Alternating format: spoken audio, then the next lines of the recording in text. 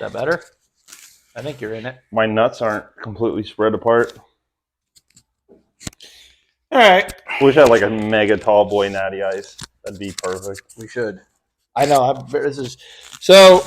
I guess we're starting. So what's going on, guys? We are back again for episode number 6 of the Tight Splice Charters podcast, and somehow, some way, I got a guest. I got my buddy Matt Wieteha. Obviously, most of you people know him because most of you guys that come and fish with me on the boat tell me that you follow his channel too. So most of you guys know him. Sorry to hear that. Yeah. He's a Okeechobee hammer. I've been fishing with him since we were literally probably like 20? No. The Bob Newland days. Yeah, the so like stuff. 13 years old. I don't know. I used to fish the junior angler clubs against him, not with him. And then when I got back into bass fishing, this is who I partnered up with. So most of you guys know who he is. He's going to be fishing the invitationals this year. That's right. Yep, the Major League Fishing Invitationals. So he's going big time. So we're probably never going to see him again.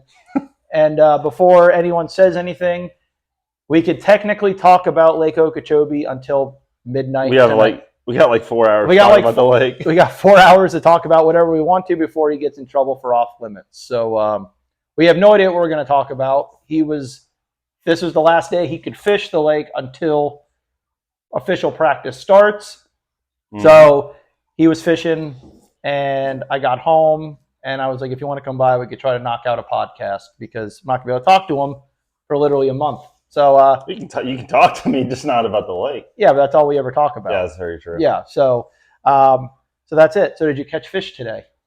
Today was better than yesterday. Yesterday, I fished the north end of the lake, and there was 2 parking lots. I was able to get my number and go in at my allotted time, and it wasn't that impressive. And then today, I kind of stayed closer to Clues and fished the south end and stuff, and I got bites, but getting a big bite right now is the main deal. It's like impossible, almost. I mean, some guys. Yeah, I mean, I had 1 big bite today, and I probably had a couple more fish, but it just wasn't. It wasn't like, wow, this is where I want to be. It was like, okay, I know where I can go get bites, but we didn't get big bites either on my guide trip. I fished 8 hours today, and I think we caught. I don't know. I'm going to say we caught 15 fish, but that might be stretching it. And we caught a couple fish that were maybe pushing 4 pounds. So you would think, I've been telling everybody that I've run into that this weekend was going to be ridiculous because it's a full moon. What was your water temp? Today was like 75. Yeah, everything's back to normal, and we just had a massive cold snap, and we're coming on a full moon. It's like everything's aligning, and the fish are like, now we're good. No, yeah. I mean, I was around a bunch of pros today. I didn't see anyone catch anything. And a lot of pros, I guess, I don't know if they watch my stuff or whatever, but they would literally troll up to me and like stare at me and say, "Where are the big ones at?" Like, really? I don't know. Like that I told you, like Matt Becker. Yeah. No, you didn't. Oh, he trolled like right by me, and he was literally like staring at, and maybe he has no idea who I am. Yeah. I don't know. But he was just like, he probably did his research. He probably maybe. I don't know. He was like, "Where are their big fish?" I was like, "Dude, I don't know what's going on." And then another guy in a Phoenix, Strike King Lose Pro. I don't know who it was, but he kind of was watching, and he was watching us catch small ones, and he was like, and I was like, "No." It's like you're watching it right now, dude. Yeah, that was it. So I don't know. I haven't heard of anyone catching big ones except for Justin Morgan, but he's shiner fishing. But I don't know. For real, I don't know where any big fish are. Yeah. I don't know what it's going to take in this. There's a high school. Also, it's also not helping is the boat pressure because we have you guys in a month. Right after they leave, the elites are here. So there's some elite guys. I saw Hunter Shyrock today. We're literally, I was running down the south end. There's like all these little backwater cuts and stuff. And it kind of bottlenecked and got real, like, kind of hairy. So I sat down and idled, and he was idling out. I'm like, good thing I wasn't on plane. And I'm like, is there anybody back there? I'm like, oh, I know that guy. For a second, I thought he was an invitational guy because I figured everyone's here because today is the last day. I'm like, oh, no, wait, he's elite. I'm like, oh, so everyone was out, is out here practicing. And then you got the high school tournament that's this weekend, which is like 200 boats, and I guess kids don't have to go to school anymore. No. Because there was literally high school kids in $90,000 Tritons blowing by me fishing boat lanes. You know today. what? I saw a couple of kids today. Like one kid just fishing, and he had his dad with him. I'm like, that's what it is is. he fishing the invitationals with like parental supervision? I'm like, because like you got those kids, you got the pros, whatever, and then but even yesterday you just see like random, and then on top like of that, just and then old timers and snowbirds. That's what my customer today asked me. He's like, okay, so you're naming all these pros, you're naming all these kids, but like, who's that guy? And there's this guy in a brand new Royal Blue Ranger, 5 graphs on the front, 6 on the back, like. He's got it covered. Raptors end poles. Like, he had everything you could have on this boat, and he's throwing a Senko on his front deck, and his wife's reading a book in the back. I'm like, it's either a guy fishing the invitationals or it's just a snowbird with lots of money. And they're just everywhere. There's just boats everywhere. I don't know. And then you got all the spec guys. There's crappie fishermen. You probably didn't see any today on the south end. Dude, no. So if you're running out of the ditch, like where it ends there by Pelican Bay, on the left wall, I literally counted 7 guys on that wall. I'm like, Tree Isle, yeah. Well, I know where there's some crappie. Yeah, so there's just boats everywhere. So I don't know if that's hurting the big fish. I have no freaking idea. Crappie, I don't think the crappie guys hurt. No, because they're not really moving. The only thing, I think I heard one crappie guy catch like a giant or hook a big one a bass yesterday. Or a crappie? Yeah, I was up on the north end, and he's like stuffed in the middle of the reed head. And whatever, I'm fishing by, all of a sudden I hear like the freaking water started splashing. I see him back there with a rod tip up, and then everything kind of ended after that. But I'm like, I think he just hooked a big one. They do. I mean, they catch them on the crappie jig. And the only thing I was going to say was, like the other day, at the end of the day, I dropped my customers off and went back out.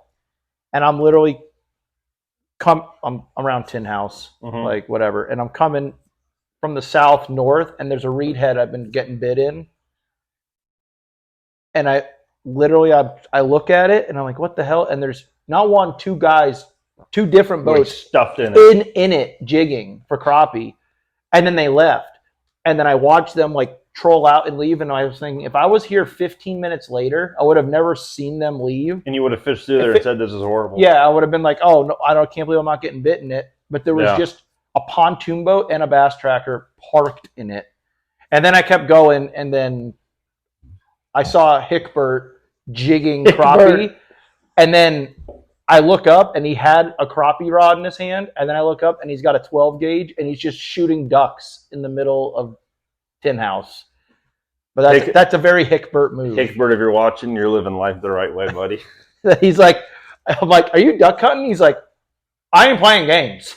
He's shooting ducks, and then he blew by me in his Hughes, like drinking beer. I don't know. But I don't know. I haven't caught anything big either.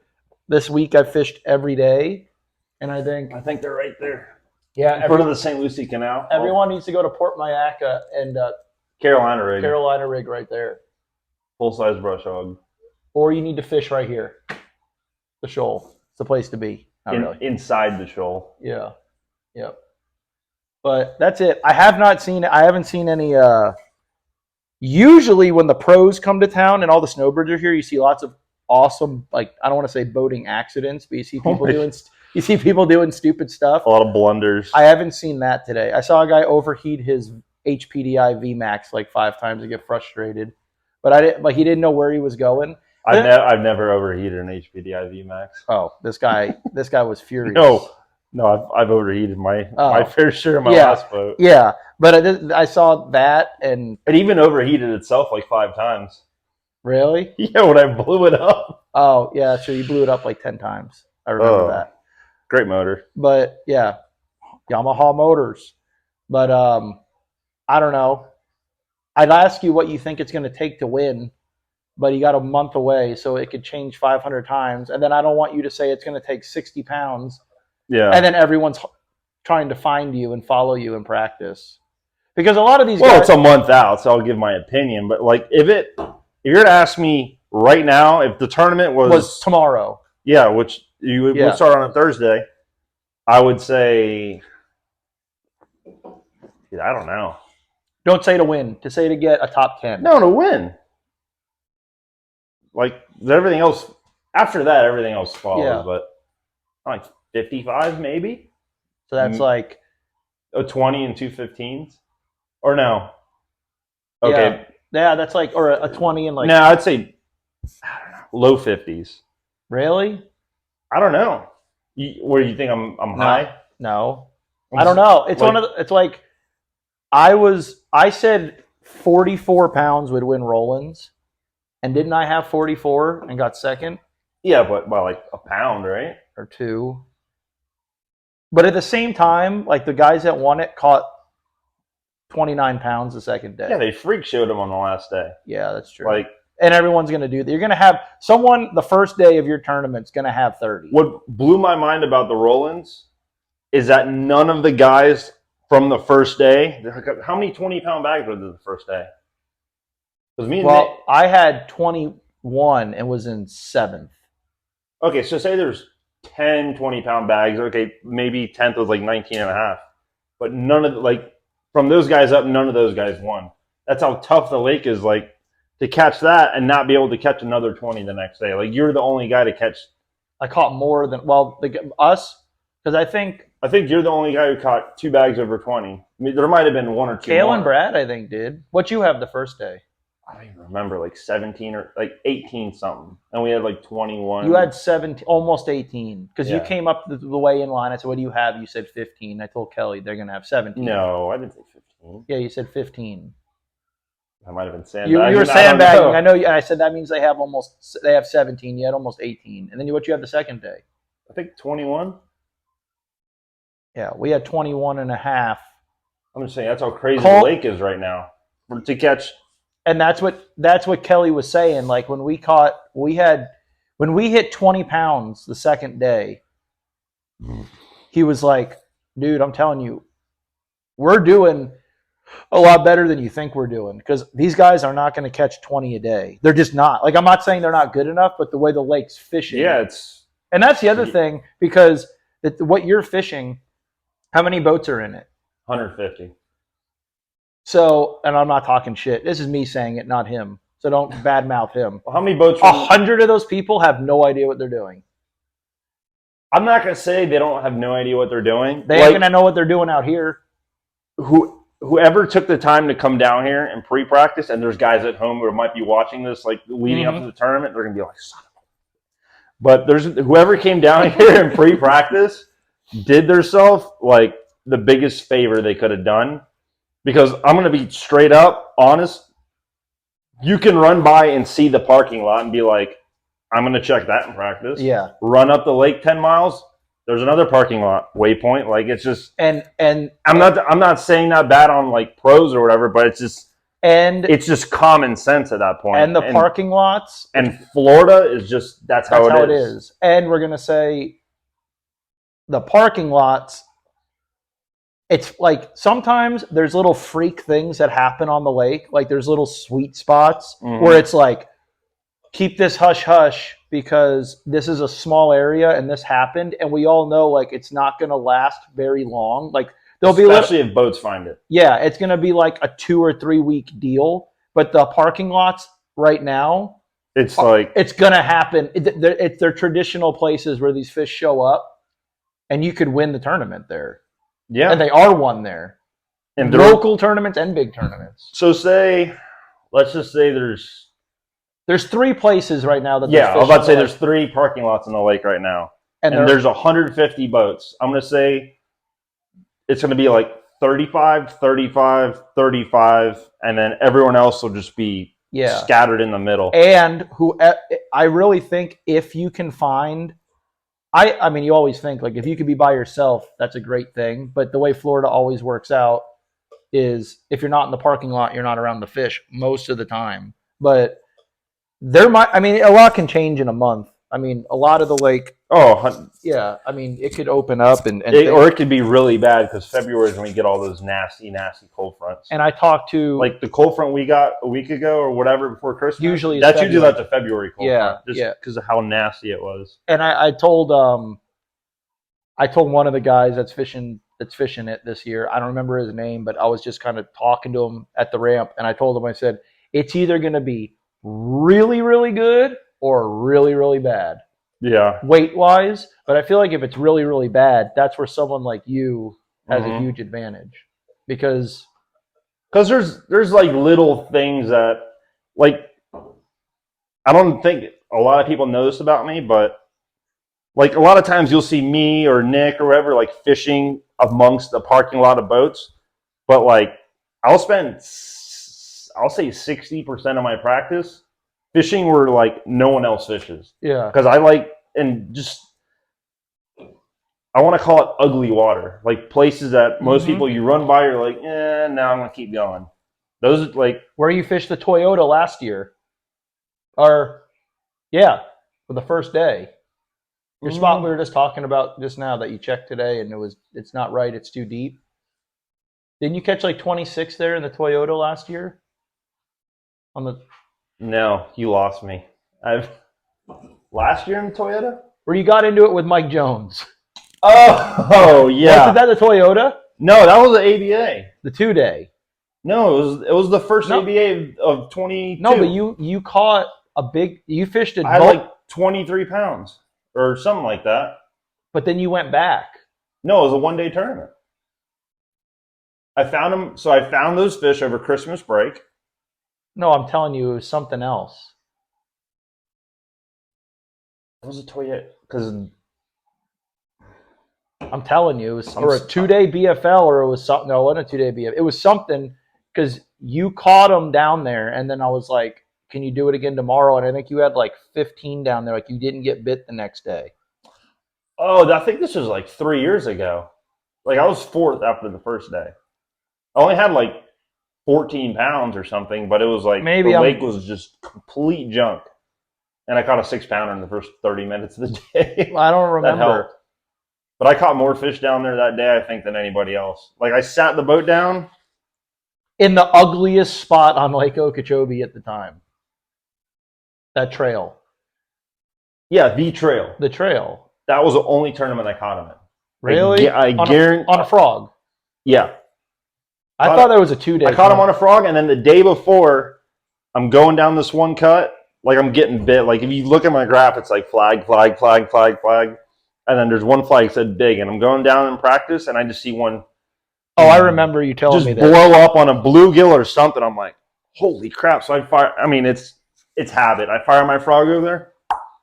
And I'm like, tournament tomorrow. I shook it off. I'm like, there's a 90% chance that fish won't bite tomorrow, especially if it's chasing some. I'm like, whatever. I'll mark it. I'll come back to him tomorrow. I finally make my way there at like, I don't even know, whatever, 11 in the morning.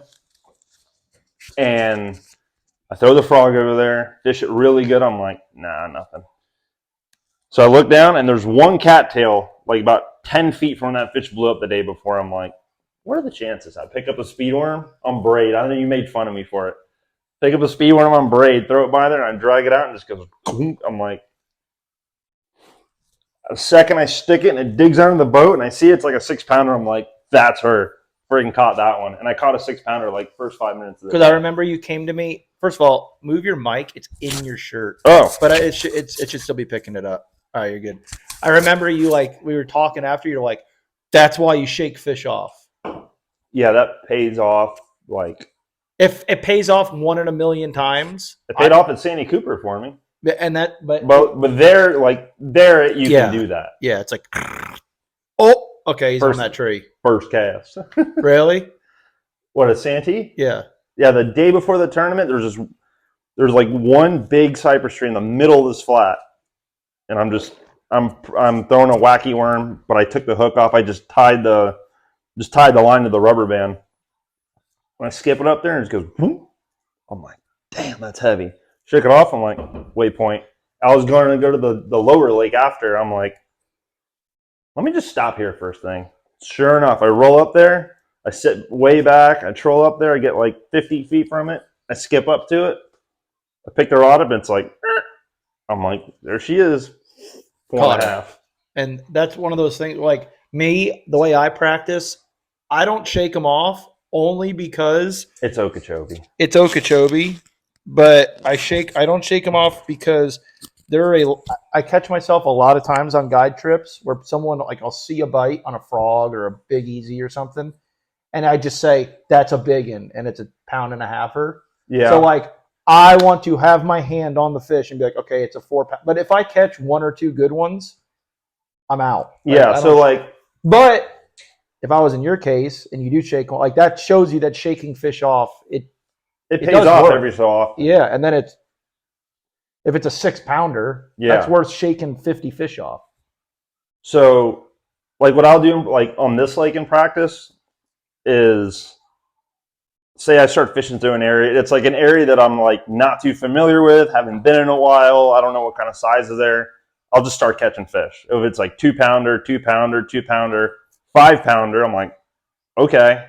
And I catch like a 3 pounder with it, I'm like, that's good. That's probably good. Yeah. Because if you're catching numbers of fish, like just, like chunks, like 2.5s, and then you catch a big one, there's probably there's a big one there for the same reason those 2 pounders are there, there's just a lot of fish there. Yeah. And that's the thing with Okeechobee, or I guess I don't have experience traveling, but like Florida in general is like you always hear like Scott Martin say it on his videos. It'll be like, the difference in Florida is like the guys who have 25 will have like 2 8-pounders and a bunch of smaller ones. Like I feel like, and I feel like there's a lot of times on other lakes where like the big ones hang out with the big ones. Whereas I feel like it does happen here, but you could throw in there and catch 40 dinkers and catch a 9-pounder the next cast on this lake. 100%. It happens. Like you and Nick, when you guys had like 28 this year in Rollins, you were like freaking out. You're like, I caught a 6.5 first thing on a shad spawn. Yeah. Right. And like you had been catching fish there in practice, and there was a good place to go get a limit. No, actually, that place, I rolled in there in practice, and I was flipping a jig, which I freaking never do. But it was like May. I'm like, whatever. Everyone's flipping a jig. I might as well just join the party. I'll bounce between that and the beaver, but whatever. I'm flipping a jig, and I catch like a 4. I'm like, dang. Keep flipping it, catch like a 3, catch 2, and it was like all in this one gut. I'm like, all right, that's a good spot. And me and Nick just so happened to start there. And of course, we get there first thing in the morning. It's May. There's freaking shad spawn going on everywhere. I'm like, all right, I'm going to throw a white swim jig. We started catching fish, 2 pounder, 1 pounder, 2 pounder, like typical shad spawn stuff. And then all of a sudden, 6.5 pounder freak shows it. I'm like, all right. And then the week after was ABA, straight, like literally the cuts from your wall, I mean like wall to wall. On the opposite side of the cut, I caught a 6.5 pounder there in the ABA. So I'm like, this is a hell of a shad spawn spot. Yeah. Which that never, ever happens. Like a shad spawn fish is like, if you catch a 3.5, like that's a good fish. The only time I've had it was me and Jeff won a Bass Busters one time. And no, I'm sorry, we got second. And it was the week before Rollins when Jeff McMillan still actually fished tournaments. And he was fishing with Breezy, but he wanted to fish Bass Busters, and I forget what Breezy was doing. He's like, you want to fish Bass Busters tomorrow? I'm on them. I want to check something. I'm like, okay. We rolled one of his holes in the grass that he made. It was a hole in Pelican. It's not there anymore. Yeah. But he literally drug a freaking anchor around. Uh-oh. We got dogs out here. Moose, what are you doing? Moose is making an appearance. Go, Moose. More like a damn bear. He is big. Breezy just got home, so if you guys couldn't tell. But Jeff drug a spade around and made these holes. And he's like, we're gonna go check my hole. And I never forget, like, we roll in there, and like I throw a white swim jig, I catch like a 5. And I'm like, they're doing the thing. I'm like, oh, damn. He's like, there you go. Throw back in there. I throw in there again. I catch another 5. I'm like, damn it, man. I put him in. He's culling. I throw in there again. I catch an 862.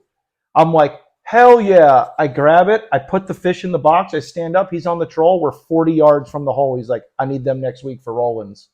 They zeroed in Rollins. Oh, my God. We could have, or they didn't zero in Rollins. They zeroed there in Rollins. Yeah. They caught like 15 pounds in Westwall or something. Dude, that's a week. And that's a week away. I know. It was like, we ended up still getting second, but we ended up like kind of leaving the hole. And as we leave the hole, they're just like our trolling motor whitewash is like washing in there, and it's just like, oh my god! And he left it. He's like, I mean, we're gonna win $210 in Bass Busters. Yeah, but still, I know. I was like, dude, we need. But we ended up catching like, I don't remember. We won big fish in second, and then the next week, I'm like, they're gonna freaking win this thing. And then I was fishing with D White, and like we're in the hayfield, and it's like 9 a.m. and then here comes Jeff and Breezy, and I'm like, and Jeff's like, I'm not going to repeat what he was saying, but he was not happy. The water got dirty. They weren't there. We should have sat there and caught them. Yeah, but that's different though. I guess that's not really even a shad spawn. But that's like no, that's. But Pelican was different though. Yeah, I say was because it's gone. It's literally not even a shadow over its form or stuff.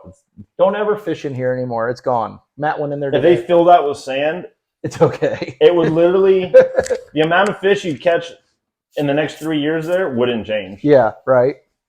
But it was different. I will say the one place you could fish a shad spawn and like consistently catch better than average fish was J&S. Oh yeah, but Kelly not there and again. Kelly fishes there still. Really? He goes up there. He'll call me. I'll be like, "What are you doing?" On my way home. I'm like, "All right. Well, I guess I'll talk to you later." Because Kelly lives like a rock's throw from Rollins from the ramp. He's like, I put in up north. I put in up at the river and ran across. I'm like, oh, to where? To where? He's like over there by J&S and all that. And he catches the crap. We've never fished a tournament over there, but he catches. He's got a friend that lives in here, and they go over there. He goes up there. I swear to you, I'm not making this up. He probably goes up there once a week in the summer, and he'll fish from safe light to like 8:30, and then go to work. He'll come home. He goes in his buddy's boat, so he'll drive from Clewiston. He'll go up there, and they're done by like 8:30, and then he'll just drive all the way to work. And but he's like, yeah, we caught like 60 fish, but he usually doesn't catch anything big. But he did send me a picture last year. He was up in this quadrant somewhere. I don't even know that area of the lake. But he's like, I only caught 2 fish, but one was a 962 and one was an 899. He had pictures of them. Holy crap. But he's like, I flipped for 9 hours. But worth it. Yeah, worth it. But I don't know. That was that when you and Nick you guys had 28. We had like 25. No, you had 28.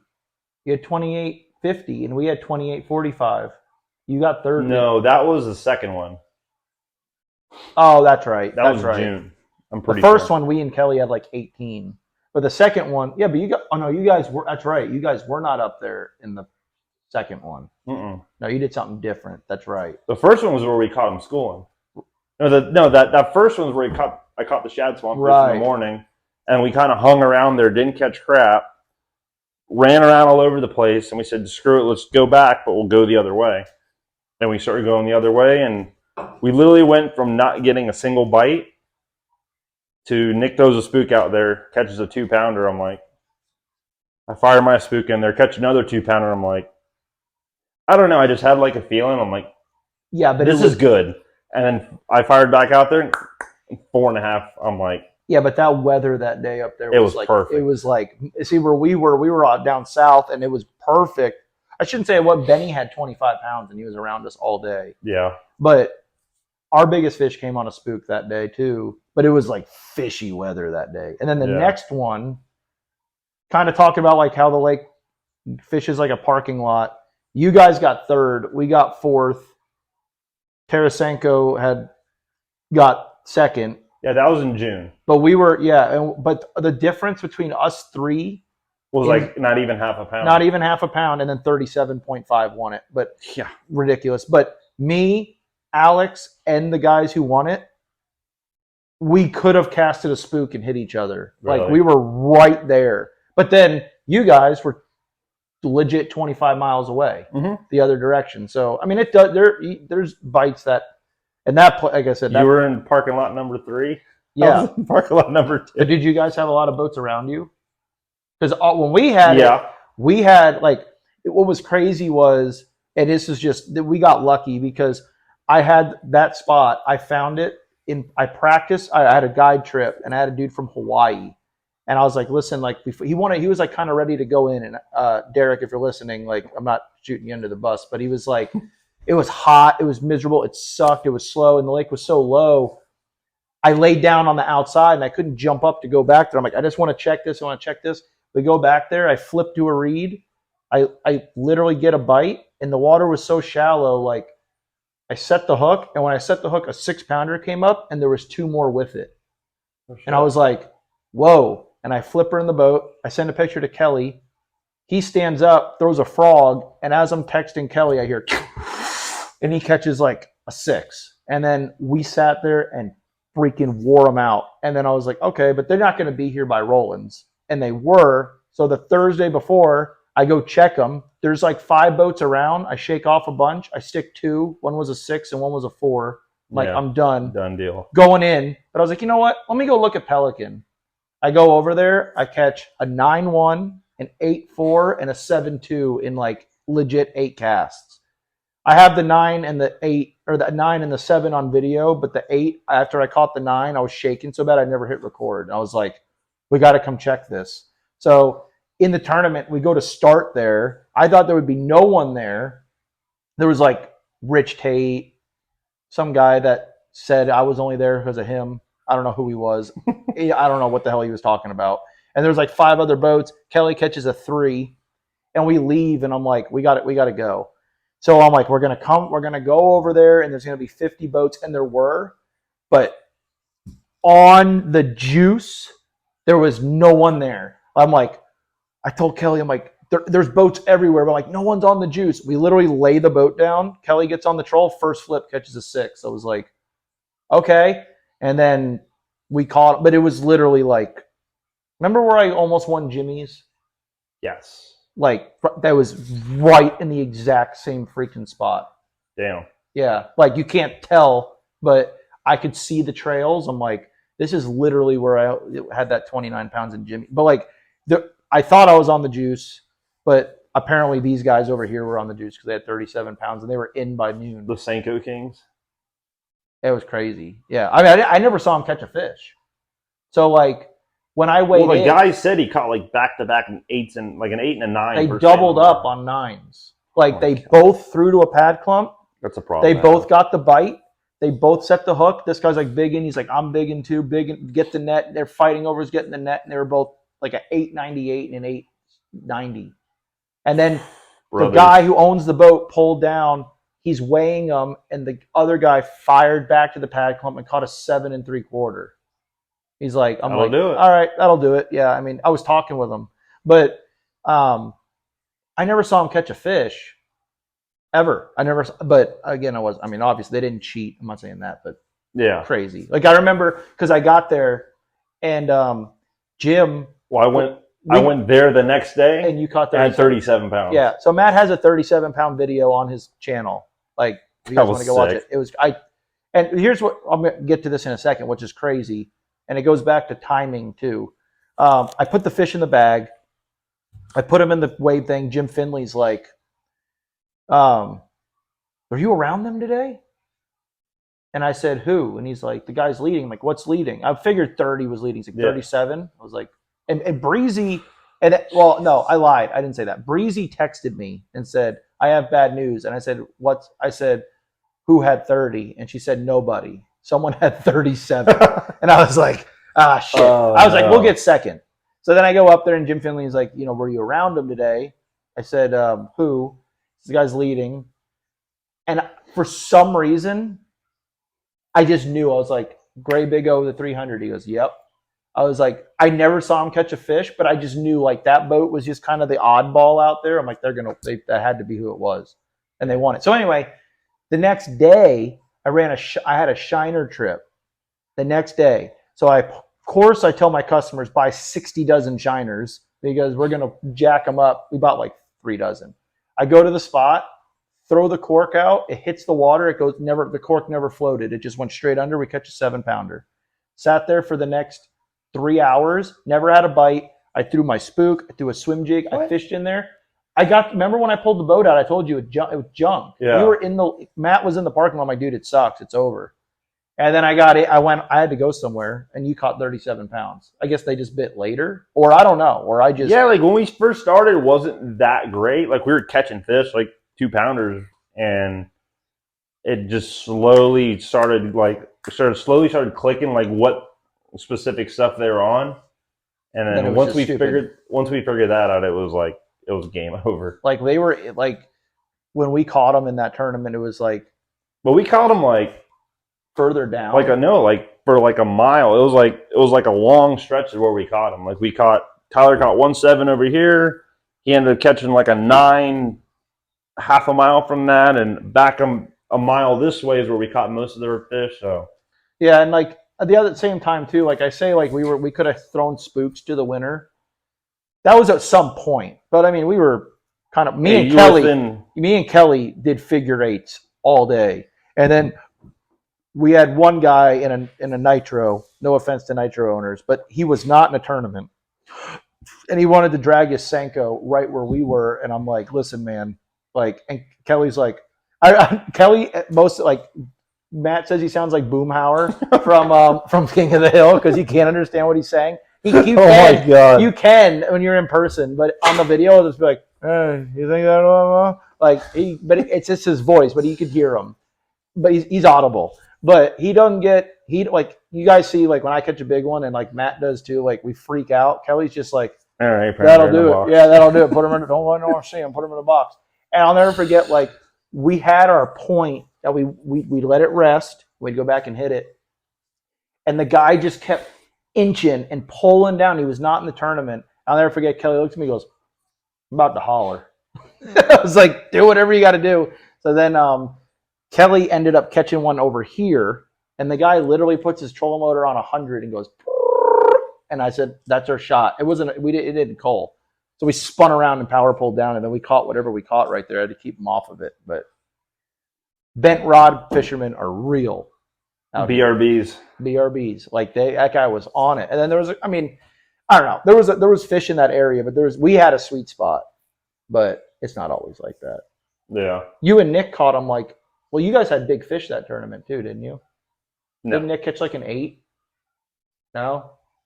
No, yeah, Nick caught an 8, but I don't think it was big fish. True. Never win big fish. That's like harder to win than the damn tournament sometimes. What won big fish for the Classic? I have no the guys who won it. Clue.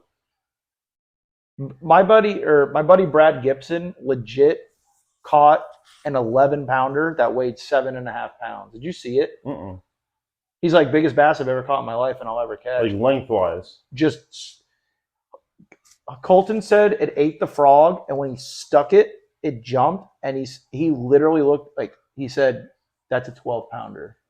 Got the net, it jumped, and Brad said like that's the biggest fish I've ever caught. Netted it, and like put it in the boat, but it was just skinny. It looked like it was dead, and it weighed 7.5 pounds. But Brad's like, yeah, you put both fists in it. It was the biggest fish I've ever caught. Holy cow! Yeah, but he's like, what a waste, of it. But anyway, it was 7.5 pounder. But then again, if it was fat, it probably wouldn't have eaten. That's it was probably so damn hungry. It's like frog. Screw it. I don't know what won big fish. I think the guys who won had I think they might have won big fish. I don't remember. Probably. There's no 10. I don't remember the last time a 10-pounder was brought in. On the lake? Oh, like weighed in? Yeah. I have no clue. That I can remember. Breezy's 976 or whatever was like, that was big. Well, me and Ed, my buddy John Felipe, we call him Ed. It's a long, long, long story. But you guys had a 936.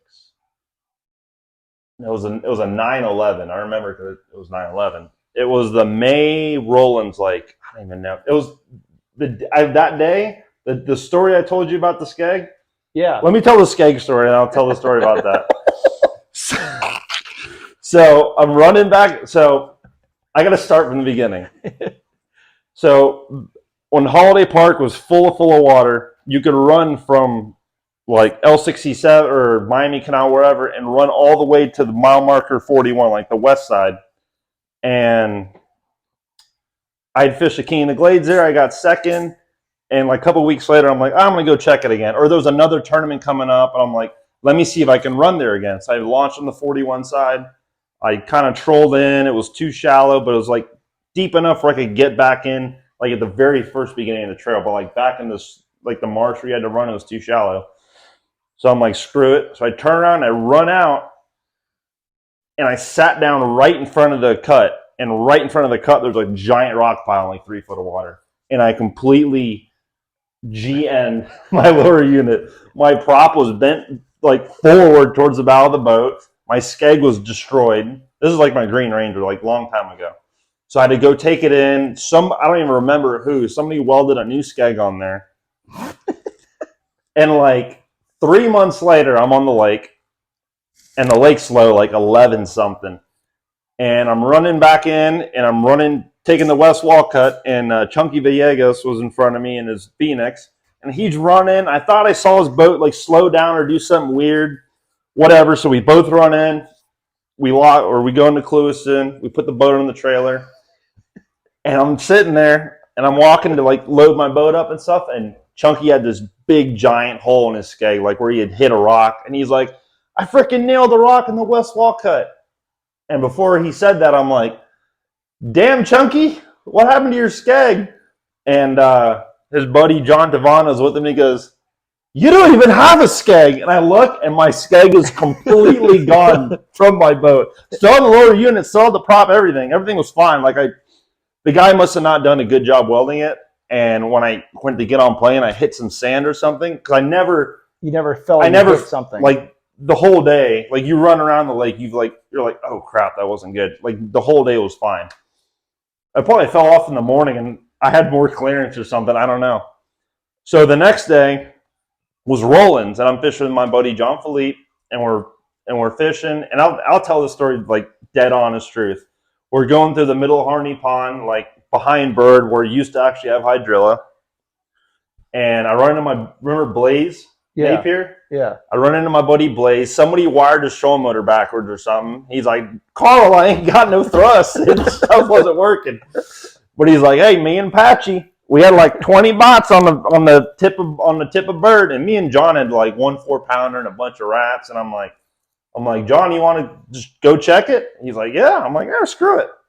So I have no skeg, and this is like top priority in my mind because it's like 1.5 feet everywhere.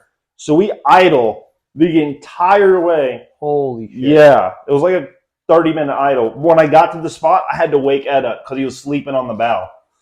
I'm like, "Hey, wake up." He's like, War Eagle spinnerbait. Picks up a War Eagle spinner. I'm telling you, I'm very opinionated. Like, if I see something, I'm like, "Dude, that ain't right. Like, why are you throwing that?" And 9 times out of 10, it comes to bite me in the ass because whoever I say that to will catch a big one on it. He picks up a mouse War Eagle spinnerbait, 1 o'clock.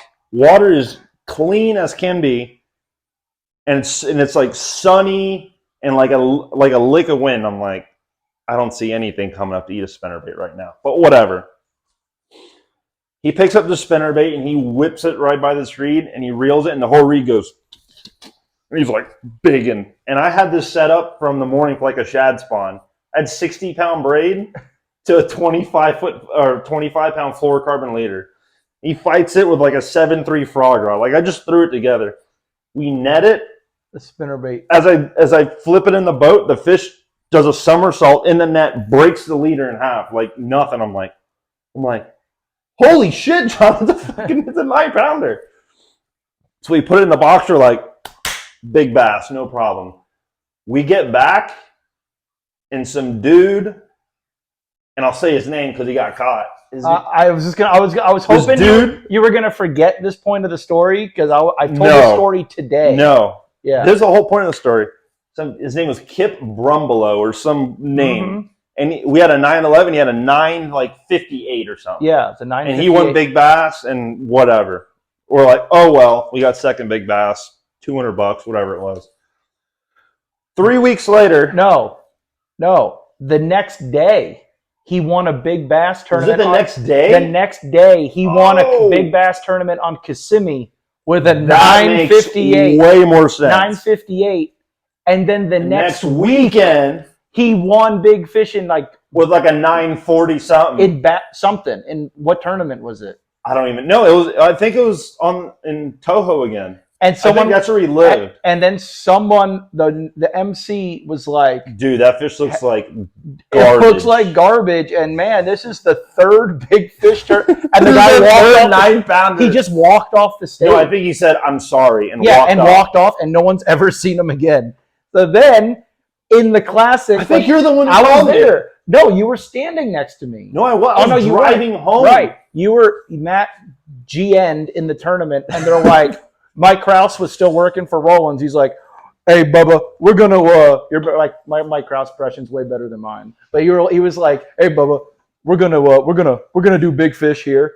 Hey, but we're gonna do big fish right now. yeah, pretty much. And he's like, big fish for the year is, what was his name? John Philippe. No, the guy who originally had won. Kip Brumballoon. And I'll never forget, Mike Krause put his hand over the mic for no reason because he yelled to Raymond. He's like, "We ain't giving that shit to him. He cheated." So then Heather's like, going back, she's like, the next one was John Philippe and Matt Wieteha. And he's like, "He wins a power pole." Right? And then I'm like, the Krause is like, "Cody, where's Matt?" And I'm like, he's on his way to Miami. So I call him, and you came back and got it. Yeah. Yeah. And I was like, you just won. John still has that power pole on his boat. I saw him the other day. He won a free power pole. Funny enough, the way I won my first power pole was with Breezy in the King of the Glades tournament. Even better story. Oh, I remember this. So, this is a good story. The first BFL I ever fished. In my square, you petty. Yeah, well, kind of. I drew Hickbert as a co-angler, and I'm like, he's like, "Man, I'm glad I drawn you, man, because we're gonna be going south, and I like fishing south." And I'm like, "Yeah, but I've never crossed the lake before." Though I'm in Breezy's dad's release. I remember the worst that fog I've ever seen in my life. Could not see the trolling motor. I knew the reef existed. I thought everyone exaggerated at the time. Cut clean, no GPS. Albert is literally holding the GPS so the wires would stay connected. We just went straight. We must have just hit the damn hole in the wall perfect. Because the lake was like 16 then. You could have ran over it. It didn't matter. Oh, really? Yeah. Okay. I remember because after that, like somehow I knew about it, and I actually ran a hole in the wall. And then after the tournament, Dylan McMillan was like, "Yeah, I just ran across the lake." And Jared's like, "You didn't run a hole in the wall?" And I think Dylan was like, "No," or like, "What's that?" Like, I don't know. I don't know if he forgot about it. Jared's like, "We're freaking McMillans. You don't know how to run the hole in the wall." Yeah, but yeah, he freaking ran. And the fog was so bad. Dylan was trying to get to South Bay and ended up at Bear Beach. I think.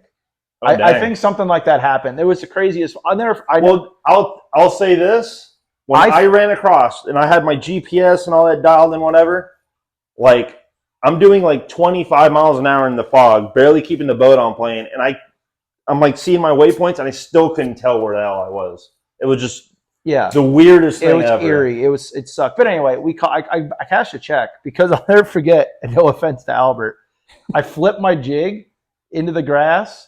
We literally laid down as soon as I saw grass. I'm like, all right, we're stopping. And I flipped my jig into a cattail head.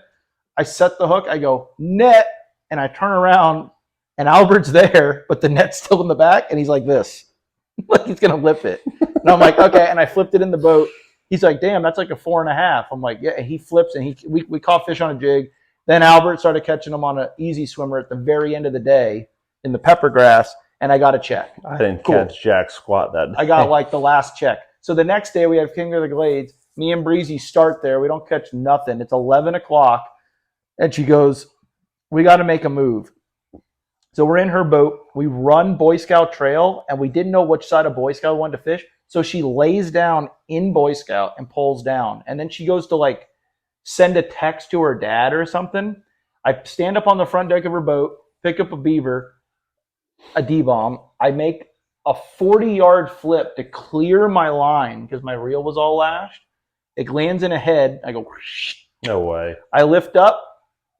Like you purposely did not flip in the head. No, I just flipped. Oh my God. I mean, I kind of guess I probably aimed for You're the like, head.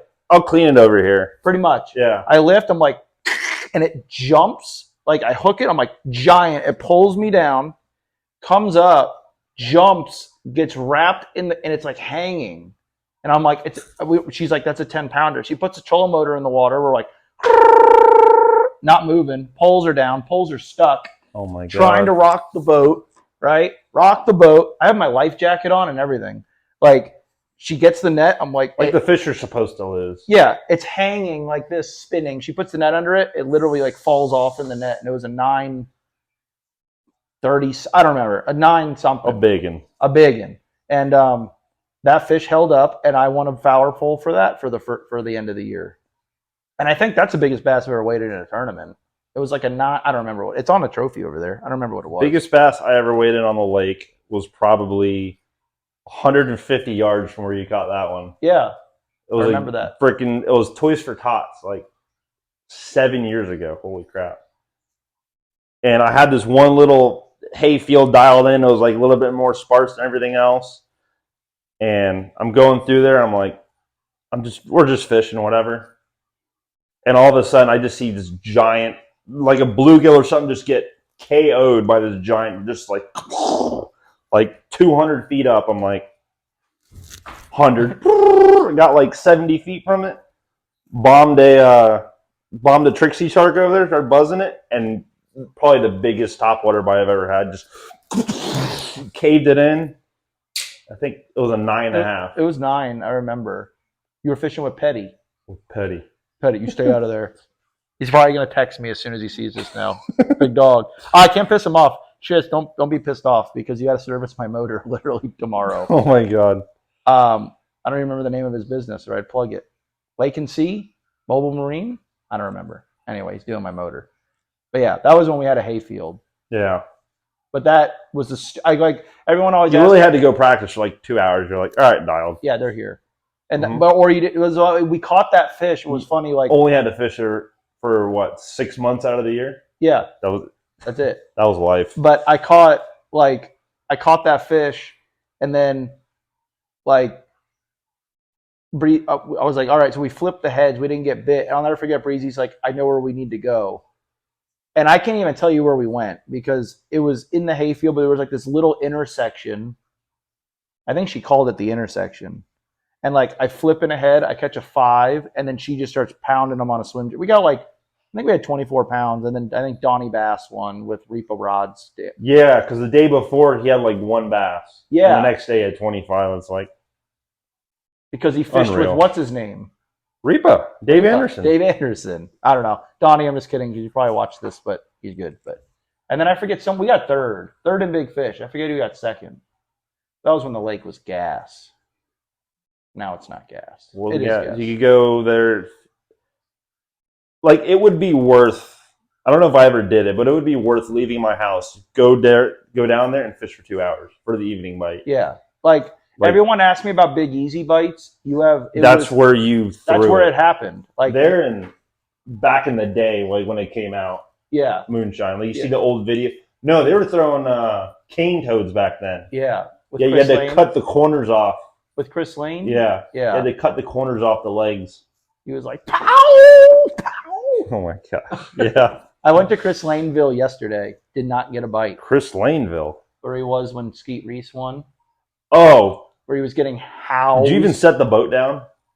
No. Yeah. I say I didn't give it. Actually, I literally thought of him when I was running through there. I'm like, well, Chris Lane caught him here back in January of like a year or two ago when the lake was at 15. Holy chocolate you. All right, we're going to keep going. I went to the other side. I went to the west side, the east side. And I was like, it was clean over there. It was fishable. And I had my guys flip buggies over there. And I was like, this isn't happening. Yeah. There's no bass in there. There was one boat there's one boat like right there. I think that was the only guy who fished. He was probably doing the same thing. He probably was like, Chris is where Chris Lane was. And Chris Lane was losing like 10 pounders. He should have won that. I don't know what he lost. I've never seen anyone get, no offense to Chris Lane, but that footage was like, he literally set the hook and it was just like.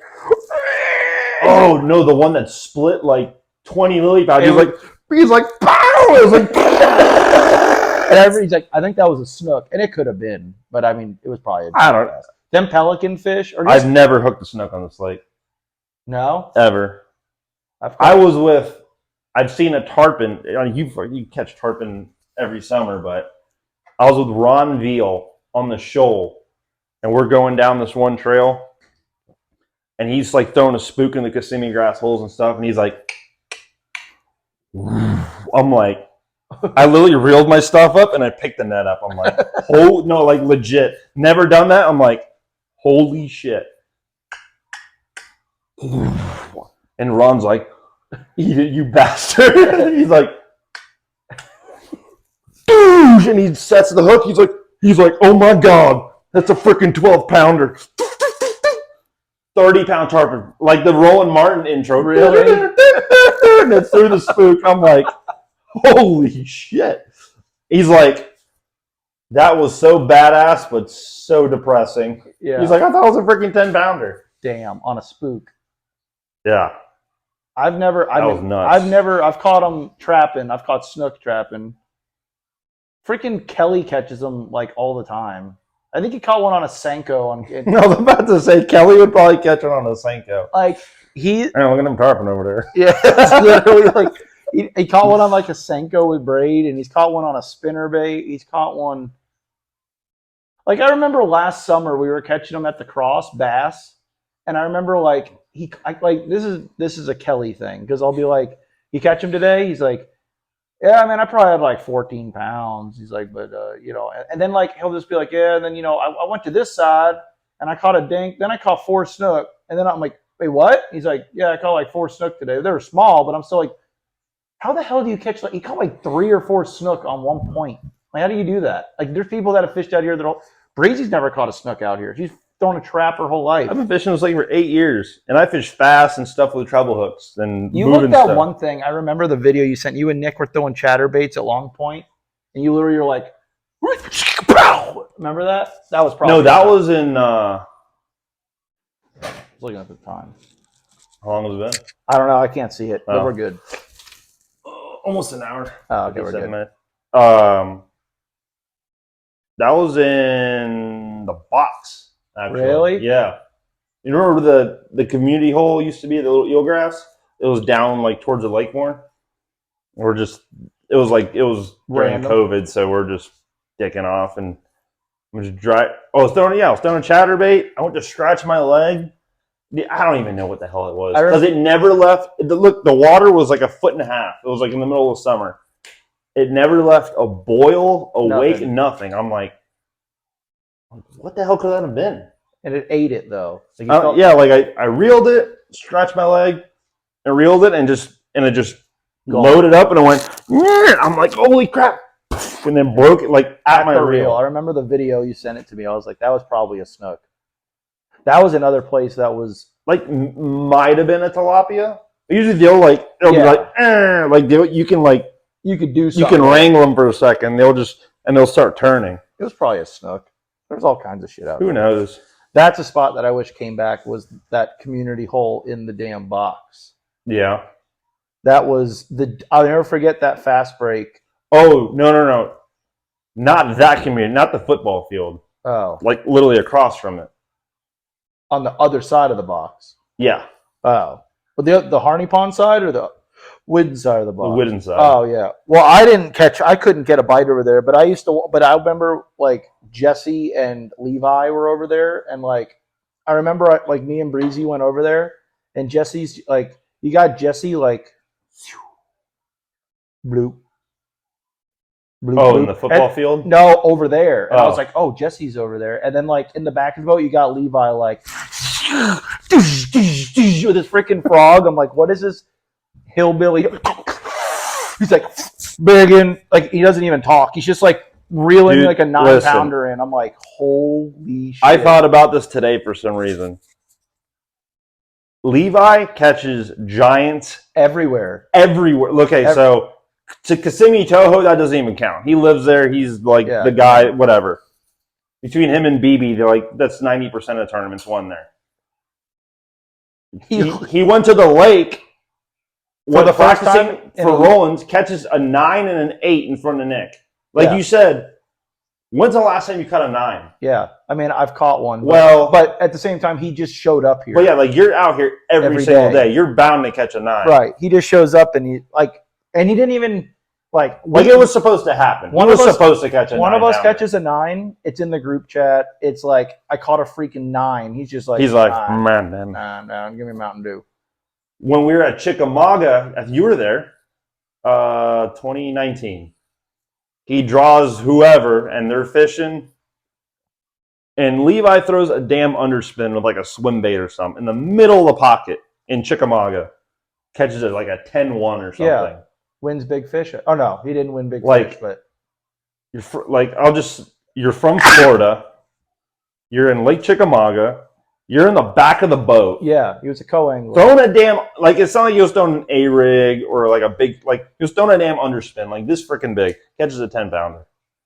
He caught like a 9 at Santee Cooper practicing with Jesse. Yeah. I think. He's like... Levi, you're insane. Yeah, he's good. Like legit. Yeah, he's good. Catches Garrett too. Like Garrett's... Like I said, Garrett the other day calls me. I'm in Moonshine Bay running a trip in 30-knot winds. And he's like, he calls me. I'm like, yo. He's like, is the lake ass? And I was like, what? He's like, is it ass? I was like, yeah. I'm like, it's kind of slow. He's like, is it ass right now? Yeah, it's literally what he said. And I was like, it's slow so far. I'm like, what are you doing down here again? He's like, bro, my boy wants to come fish down here. Like, I can't catch a bass over 2 pounds on this lake anymore. Like, I'm like, all right, well, good luck. Like 5 minutes go by. Why is Garrett FaceTiming me? He must have blown his motor. Ooh. And it's just Garrett Rockamore's face this close to the camera. He goes, hold on. Friggin'! He catches like I don't know what it was. I don't even remember how big it was, but it was giant. And then I'm like, how'd you? He's like, dude, the same reed head Levi caught his 9 out of. I'm like, when did he catch a 9? I didn't even know he caught one, but then he's telling me about it. Jesus. I don't know. I'm like, holy shit. I can't catch fish that big all the time. Like, I'll never forget, Garrett's the only person, when I was installing my power poles on my boat, I called him. Kraus is like, Bubba, call Garrett Rockamore and ask him what size brackets you need. So I called Garrett, and as he goes, hello, he always answer when he worked for Powerful. What broke? I go, nothing broke, and I hear, whoosh, whoosh. I'm like, are you fishing? He's like, yeah, I'm practicing for tomorrow. I said, oh, are you going to win? He's like, I don't know. I said, are you on him? He's like, if me and Jackson catch everything that bites, we'll have 36. I'm like, that's very specific. Yeah, that's what he said. He's like, we'll have 36. Or he said 35. I think he said 35. And Kraus is just like, what did that boy say? Yeah, what did he? So then he's like, you need this bracket. Mike Kraus holds it up. He's right. I was like, all right, thanks, Garrett. Good luck tomorrow. The next day in the chat, like 4 minutes into the derby, he sends to the chat, like he catches like they had 36.45 the next day. How do you call that? And then Levi had 29, and they were both in the same stretch of grass. We need to start going to Kissimmee. Yeah. Not Toho. I hate Toho on so many levels. So we were there for a 2-day regional like 3 years ago. Tanked. I caught like 1.7 off a bush probably, which is pretty cool. But otherwise, I tanked that tournament. I was leading ABA points, like 20 points over Gary Milicevic. Oh, and I see him at like the meeting or something. He's like, "You my enemy this week." Like I'm like, "Oh damn!" I don't even think Gary followed that stuff. He's like, he was trying to win the points, and he did. I freaking tanked. I went and pre-practiced Toho like a month before. Went on a boat trip. Went and pre-practiced Toho the weekend I was back. Went for official practice. I put like 6 days in, and I spent 4 of them on Toho, like an idiot. We spent one on Kissimmee when we were there, and a couple days on or 1 day on Cypress and Hatch and Hall. And it was one on Kissimmee. Absolute tank. And it was one on Kissimmee. No, some kid caught him in running water in Cypress. But it was like, I'd pull up to running water. It's like 2-pounder, 4-pounder, 2-pounder, 3-pounder. But there'd be a boat here on this side, a boat on this side, a boat coming from the canal. You go to the other cut, there'd be literally 8 boats over there. You run to the next lake. There's 5 boats on that side of it. I'm like, I'm like, this is stupid. Like, you can't win. Like Yeah. literally, the baits are like this. Like, one lands here, one. It's like the bass are like, screw this. No, that's how it was won. But The kids stayed there all day, I guess, and just I think figured it out. I don't know. Gary went in there with his frog. Literally, I went in this one area on the second day on Toho. Denim jacket, Marlboro Red hanging out of his mouth. Jeez. No, it was too hot for a denim jacket. But he was wearing it anyways. But I went in this one bay. It's like full of pepper grass. It's like on the other side of goblets or whatever. I'm like, this looks freaking awesome. And I'm fishing through there. Lost one like a 4-pounder punching like the first 10 minutes I was in there. I'm like, oh, perfect. Never had another bite flipping. It was like one here, one there. They're all rats. And I see Gary, like as I'm leaving, I see him there on the point of it. I'm like, huh. And he had like 20-something pounds a day before. So I leave. I see him at the weigh-in after the second day. Completely blue angler of the year. And he ended up winning. I'm like, you catch any fish back there? He's like, yeah, flipping a jig. Fucking literally. On this frog. That's all he throws. I landed a popping frog yesterday. They were smoking. I'm like, dude, I fished there for 4 hours today and had 5 bites. They're like, yeah, a little bit tougher today. Had like 18 pounds. I'm like, yeah, I hate this place. I remember so much. when I won the ABA I won when he came in. That's all I was worried about. I'm like, he's gonna have like 25 pounds, but he didn't. Every time I see him on the lake, I have customers. I'm like, you know who that is? They're like, no. I'm like, they all watch? That's literally Gary's tackle box. This is Gary. Okay, wait, we got to fix this. And some guys might be like, yeah, they're putting that guy on black. Listen, if you live within 100 miles of this lake, you know what the old man throws. It's Gary 101 right here. Yep. Chunk, and everyone will be like, no, I don't know who that is. I'm like, you watch Scott. And everyone can have that tied on and go practice and throw only those 2 baits, and they'll have like 5 bites all day. Yeah, and he's going to catch giants. Like, I'll be like, you know who that is? They're like, no. I'm like, you watch Scott Martin? Yes! I'm like, okay, you watch Scott Martin's videos? Okay, you know the video that he won 2 tournaments in one day, but he never caught a fish? No offense, Scott. I know you don't watch my stuff, but I'm just saying, like, and to Scott's credit, he literally says in the video, like, Gary's catching him on a jig. I'm going to literally sit back because Gary's going to catch him all. Like, no one was flipping a jig in that tournament. No one was. It wasn't Toys for Tots. What was it? It was like October. It was like October, and he's kissed big and like he caught 23 pounds or whatever on a jig. And then I remember, and he caught a 9 something in practice. He shows it in the video, and then that's the best screenshot ever. With a freaking giant in a denim jacket. And then I remember being there like, it's freezing. Everyone's punching mats. Gary's out there with his frog. I remember in the past one day, there was literally 3-foot rollers in the dollar pads, and I'm running by, and I just see Gary on the front of his boat throwing a frog, and as I'm passing him, I see he's like yelling to his co-angler. You're just like, how? What am I doing? He crushes them, and that's all I tell people. This is literally all he throws is a 1 ounce. This is a Texas jig. He flips a medlock jig with a zoom chunk. I don't care. He'll tell you this is what he flips. And he never throws a non-black popping frog. Takes my money every time. I can literally count on this hand how many bass I've caught on this lake on a black popping frog. Oh, that's the only one I throw. Really? Yeah. I used to throw killer gill, but I use this one now, and I don't know. I literally, when I pull all my rods out in the morning, killer gills on. And if I don't get bit on it, it's because they're not eating a frog. Like, I don't. Yeah. If they're boiling on it, then you switch. Then I'll switch colors, and usually, you can figure something out. That's what I think too. Like, if they come up and show interest, it's color. Yes. And you know what? Like last year, I was in another community hole, and I was throwing killer gill, and it was like, oh my god, it's a big one in practice. And I did that like 5 fish in a row. I'm like, so I sat down. I did some stupid stuff like I tied on like a big bluegill swim bait. Like, they'll eat that. And of course they won't. I threw it 1 cast. They never got bit. I'm like, okay, I'm stupid. I threw it in the back of the boat. Then I'm like, let me tie on another frog. I tied on like the red ear frog, the orange one. I'm like, who knows? Literally 2nd cast. I'm like, oh, there goes my frog. And there was like every 10 casts after that, they were pulling it down. I'm like, well, the the other day on my guide trip, I had my guide throwing this. They would not touch it, and Justin Jones. No, was it him? It might have been him. And then another guy I know was getting bit on a frog too. Durand was getting bit on a frog too, but I noticed I'm like, they're not throwing this.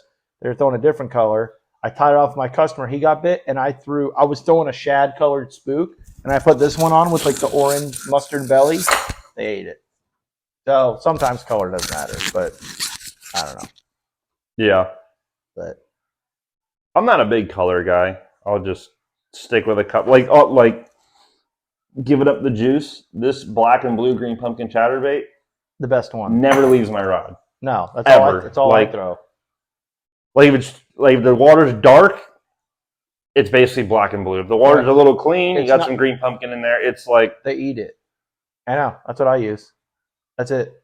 And then I'll throw a white one and stuff, but yeah, it's something you throw a white one. And then sometimes I'll throw a green pumpkin one, like if the water's super clean or something. But yeah, if when we used to have hydrilla, we don't anymore. Speaking of Gary and chatterbaits and frogs and all that, there was one ABA last year.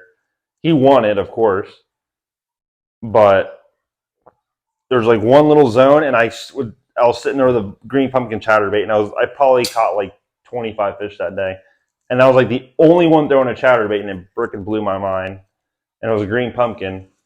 But you can see Gary over my left-hand shoulder in one of my videos in that tournament. He's like 5-pounder. I'm just like, that's big. Throw a chatterbait out there, catch a 4, Gary. 5-pounder. I'm like, and then I left the area because they shut down for like an hour. Even me and Gary are talking. I'm like, have you caught one in the last 30 minutes? He's like, I ain't caught a damn bite. I'm like, I'm going to go try something else. Ran to the box like a complete idiot. I had some stuff back there. Came back like 2 hours later. I ran to Nick, and I'm like, is this still junk? He's like, I don't know, but I saw Gary catch like 3 5-pounders like 30 minutes ago. I'm like, and then right when I started fishing again, they shut down again. So I was like, damn it. I hate when you leave like that. I remember me and Jeff one time, but it was like it was like red hot, and it tapered off, and like nobody caught nothing for like an hour. I'm like, this is. But that's when it'll happen. Like I remember one time, me and Jeff were fishing next to Danny Shelton and Jeff Justice in the hayfield, and it was junk. Like we weren't catching nothing. We were in like a Bass Busters, and he's like, "Let's go try my trap spot." So we take off, go check some trap stuff. I catch a 34-inch snook. He catches a 30-inch snook. We don't catch any bass. We're gone for 30 minutes. He goes, all right, let's go. We run back. Jeff Justice is in the back of his boat like this. I swear to God. And Danny Shelton's in the bottom and culling fish going, and I'm like, did we miss it? And Jeff goes, we better not have. We've only been gone 30 minutes. And Jeff Justice goes, that's a pound a minute. And they had 30 pounds and won it. They said, we caught every single one while you were gone on a frog. He's like, we're going in. I'm like, what? Jeff throws a frog out there, catches a 6, catches a 4, and then we ran out of time. We had to go in. But Jeff just is on the back of his boat like this. That's a pound a minute, and they had 31 pounds in one bass. You know what tournament that reminds me of? What? Like one of the first tournament like we ever did good in. Yeah. King of the Glades. Luck, and I broke my throttle cable. We're literally fishing. Matt sees we're fishing. You just see a fish blow up. Matt's like, fires a swim jig, literally reels it to the hole, kills it. 8-pounder, right? Boat flipped it. It's on Gambler's YouTube page. I was about to fish catch. That was about it. I absolutely lost my mind. And then we had like we did one. Then you caught like a 5. A 5. And we had like 21 that day. Yeah, we make one pass, 21. I think at like 12 o'clock. No, it was like 10. Was it that early? Yeah, it was early. Yeah, because we had to. Matt goes, oh my God. Let's make another pass. Clunk, throttle cable breaks. Remember? Yep. And then we made one more pass, and we called. No, I think we like called it a day at that because we're like, we can only idle. We can only idle, and we only made it in with like 10 minutes to spare. I think it was more than that, but still. Yeah, we wouldn't have been able to do Remember- another pass. So we pulled the cowling off, and I'm mechanically like capable to some extent, but I'm like, well, this is the throttle cable, like it's done. So we tied 65-pound braid to the throttle lever and tied like 10 feet of line to the top of a Coke bottle. Yeah. And I just sat there and pulled on it over my shoulder. And we just did like, it wasn't even like a fast idle because like the fuel mixture, whatever. So we idled at like 5 miles an hour. From Buzzards. From Buzzards, through the trail, down burnt bridges, like the entire way back to Clewiston. Yeah. Yeah, we definitely left at like 10 o'clock. Yeah, it was no way. It was, we barely, and Scott Bumble won with like 29. Yeah. He's like, well, it was a good thing you guys hollered and gave up your spot and then left because I sat there and got 29 pounds. I'm like, on a fluke. Is that guy still around? He might as well have thrown that freaking Magnum Fluke. Is he still around? Dude, I saw him randomly at, I don't know where the hell, like a year ago, and I hadn't seen him. Because I used to see him all the time, and now I don't see him. Yeah. He was a cool dude. Like 90% of people didn't get along with him. Yeah. But I was cool with him. I get it, yeah. He was cool. I don't know. All right. Well, I guess we're going to wrap this up because I got to be on the north end. I have to be at Scott Driver at 6:30. And I still have to go pack for Georgia. When are you going to Georgia? Tomorrow. Oh, that's y'all we're talking about? I have to, I got to go work on the north end. Come back. I got to drop my boat off at Mike's, come back, get in the car, and go right back up there. I was going to have Breezy meet, but it's a mess. So this is what I'm going to do. But, so Matt's going to be fishing the invitationals, which is basically, it's what the FLW tour was, right? So yeah, there used to be FLW tour, and then I guess FLW dissolved into MLF or the Absorb, whatever. Right. MLF bought FLW, and I think they kept the tour for like 1 year. Right. They might have held on to it or something, and then they said we're doing away with the tour. Now it's the pro circuit, 100% Gary Klein's idea. Yeah. All he calls every tournament a circuit. So it became the pro circuit, and they made that the qualifying for Major League Fishing, the BPT. And that was like, what, 2 years maybe? Yeah. And then now we're gone with the pro circuit, and now it's the invitationals, which is like an old Bassmaster, like back in the 90s. It's the FLW tour. Yeah, exactly. It's a tour event. It's a 150 boat tournament with a big entry fee and I would say $100,000 first place, but it's so a guy like me who doesn't have a Phoenix is $80,000. If you have if you're original owner of a Phoenix, you get additional $35,000, which sucks to not have a Phoenix. I almost got one, but things didn't align. I'm just gonna roll with my boat. I know it. I love it. And that's what I would do. If I'm gonna fish the first year, I might as well be as comfortable as I can. Yes, so. That's what I was running. Mike Krause, like me and Breezy had this conversation. Mike Krause calls Breezy for things I need to know, and then calls me the things Breezy needs to know, like information wise. Like she'll call me and be like, "Here, you talk some sense into him," kind of. Yeah, thing. but like no, like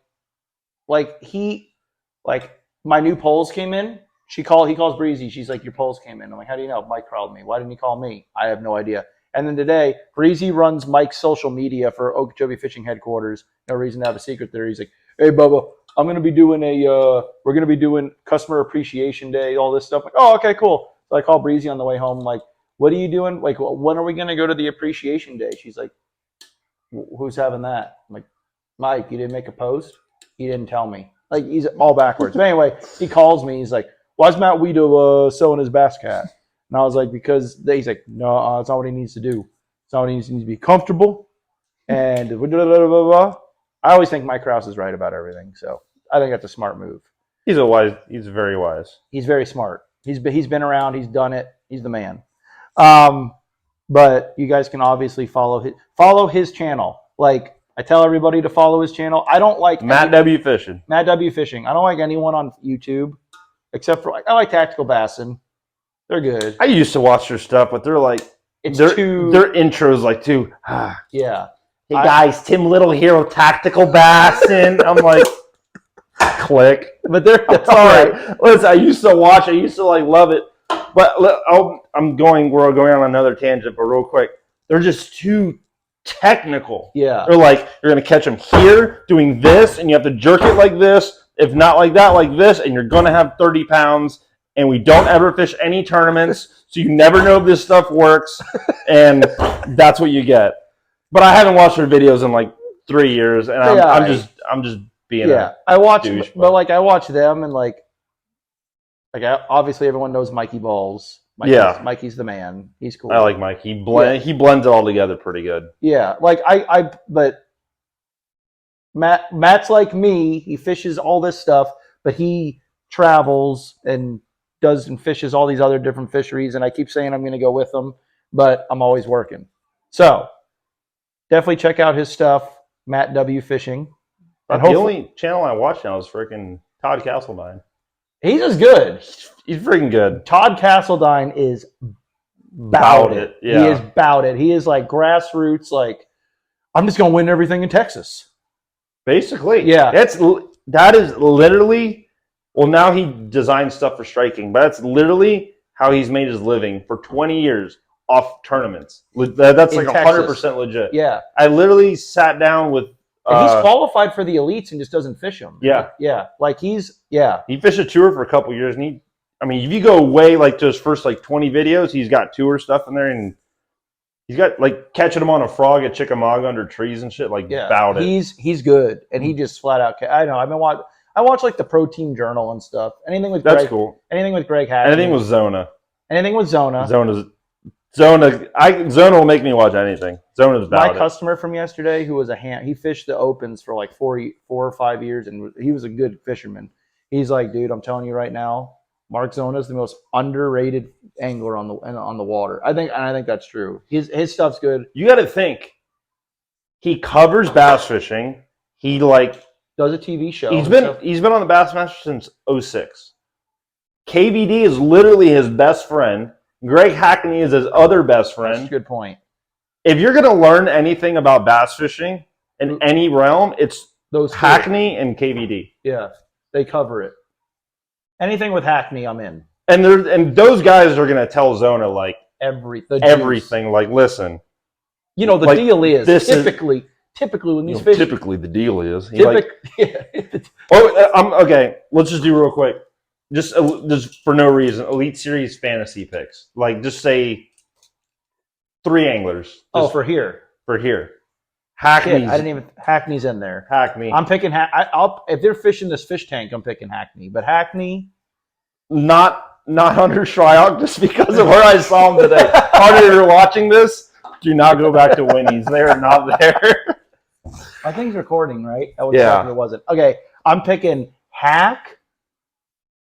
I want to pick Gerald Swindle, but he throws a swim jig on 30-pound braid, and it's just not going to work here. It's just going to break. So I'm picking Swindle. Those are on 20-pound fluoro. Around docks. But he says you don't need to throw more than 30-pound braid.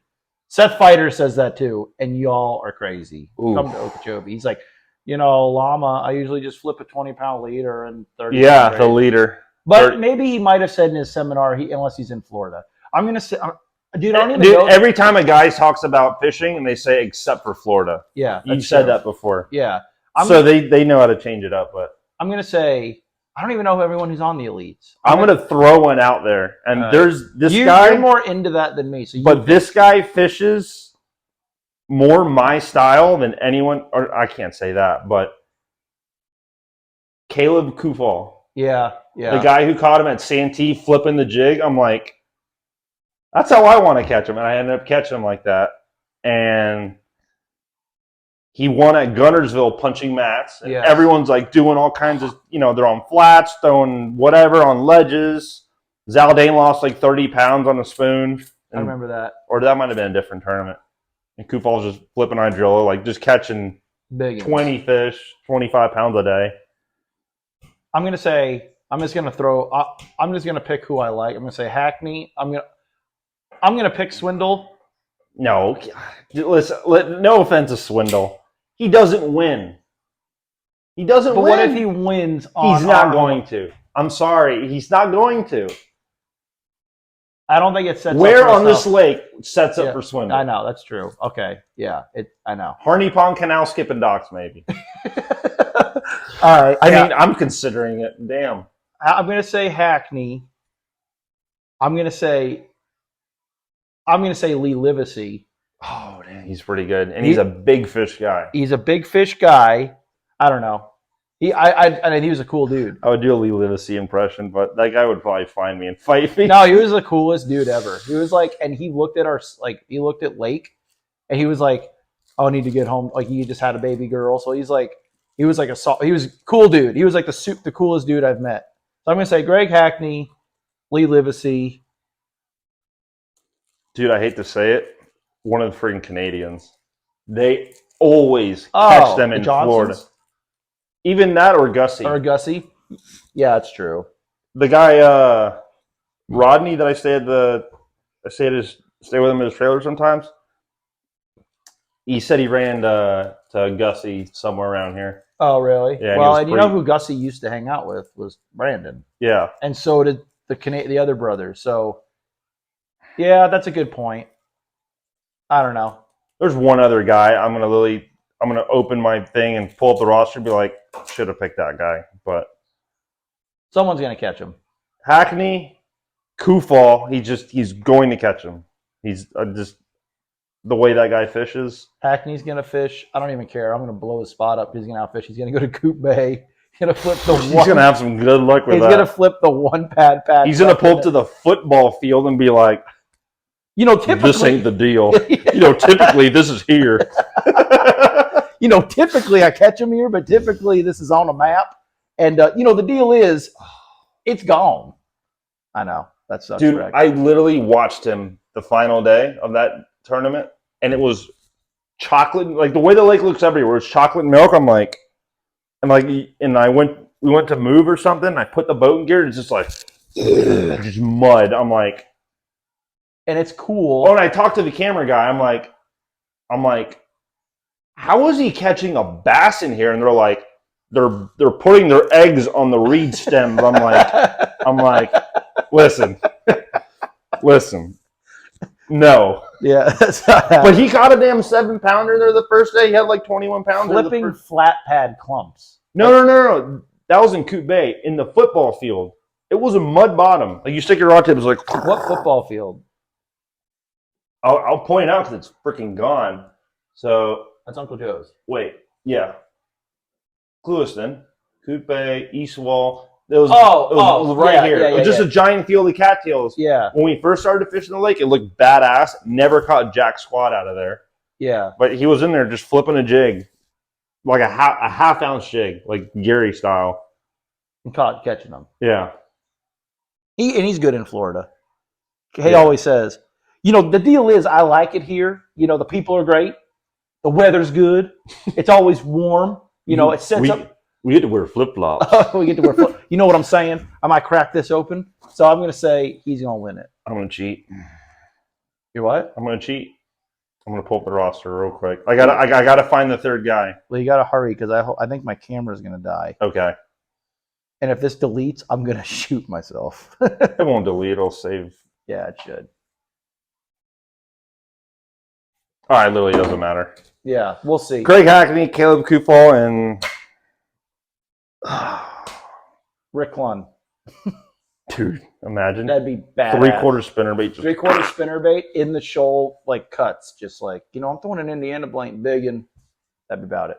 I'll just say Corey Johnson, not Chris. Yeah, Chris has won enough. Corey will probably. And he wears like white flip-flops that he bought at Abercrombie. They're Under Armour, I'm sure. All right, so that's the end of this one. Hope you guys like this one. Matt will definitely be on many more times once he's back from off limits. I don't know where I'm going to fish the next month. I know. We're getting our boat back. We're going to have boat trips and stuff, but I'm still going to have like a weekend or two. I don't know. Head waiter right now. But yeah, let me know what you guys think. Leave a comment. Go follow Matt's channel, Matt W Fishing. I'm going to bed. We will see you guys on the next one. What? Done deal. No, I was going to say something. Something else.